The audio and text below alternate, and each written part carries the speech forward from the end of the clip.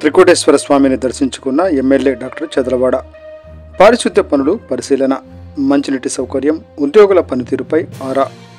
కోటప్ప కొండపై వేంచేసి ఉన్న త్రికోటేశ్వర స్వామిని నర్సరావుపేట శాసనసభ్యులు డాక్టర్ చదలవాడ అరవింద్ బాబు సోమవారం దర్శించుకున్నారు.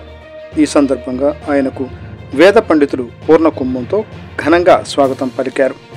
కొండపై పారిశుద్ధ్య పనులను శాసనసభ్యులు వారు పరిశీలించారు. సిబ్బందికి పలు సూచనలు చేశారు. మంచినీటి వసతిని, ఉద్యోగుల పనితీరుపై భక్తులను వివరాలు అడిగి తెలుసుకున్నారు. కొండపై ఉండే సిబ్బంది శ్రద్ధతో సేవలు అందించాలని ఆదేశించారు.